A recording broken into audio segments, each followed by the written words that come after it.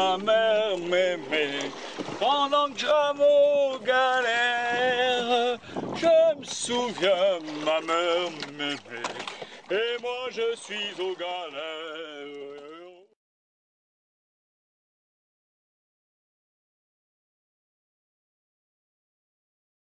Alors là, je vais vous expliquer. Je suis en plein milieu de l'Atlantique. Je suis tout seul, tranquillement en train de ramer. Et j'ai des enfants horribles qui m'appellent pour me poser des questions. Mais c'est pas possible ça. Et alors donc j'ai dit, ben, comme ils n'ont pas été sympas, je vais dire ce que je ressens, comme ce que je viens de faire pour vous. Là, sauf que là, je viens de raccrocher avec vous. Je viens de raccrocher mon téléphone et je vais expliquer, ben, à ce moment-là, ce que je ressens réellement. Vous allez savoir si je vous ai trouvé horrible ou pas.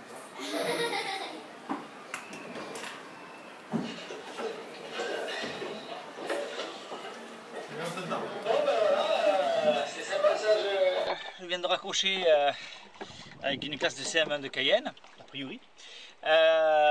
Super sympa, des gamins qui posaient plein de questions, un petit peu toujours sur le même, mais c'était super sympa.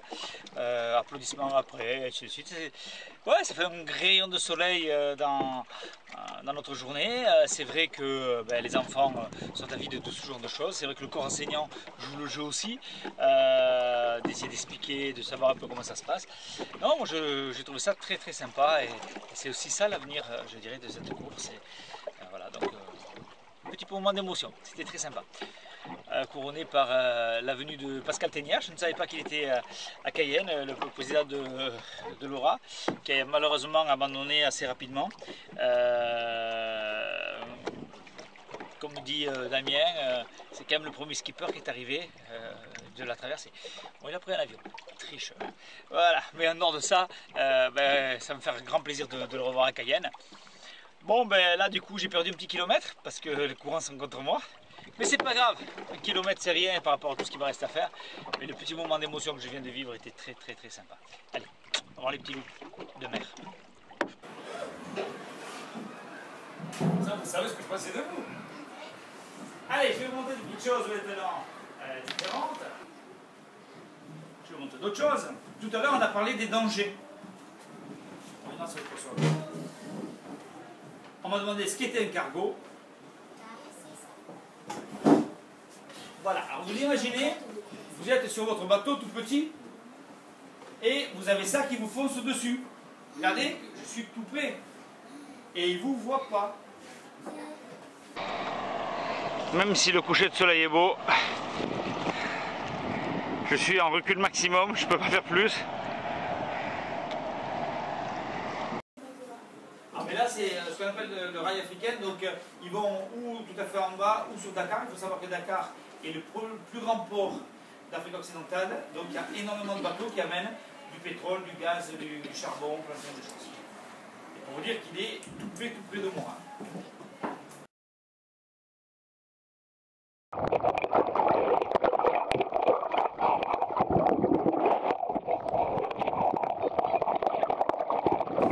Et là, ce sont des dauphins, ils vont venir autour de moi, il y en a une bonne trentaine autour de moi. Je vais taper sur l'eau, ils restent en permanence avec moi, ils vont donc rester à peu près 5-10 minutes à nager avec moi. Tout à l'heure on parlait de pourquoi on fait cette aventure, pour vivre ce genre d'émotion. Là c'est un peu plus long, vous allez voir.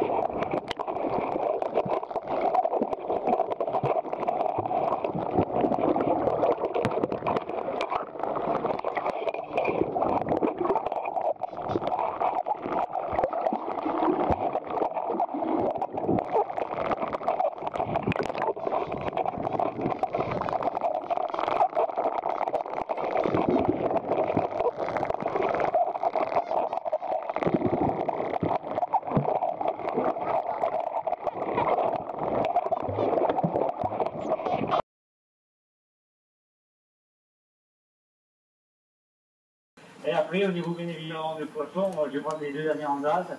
Il y a 2 jours, je vois une tache derrière moi et effectivement, c'était un requin. Alors, un requin pas très gros, un requin de 1,50 m, 1,80 m. Ce qu'on appelle un requin pointe blanche continentale. Donc il a la particularité d'abord d'avoir les ailerons assez arrondis et d'avoir toutes les nageoires qui se finissent par du blanc. Voilà.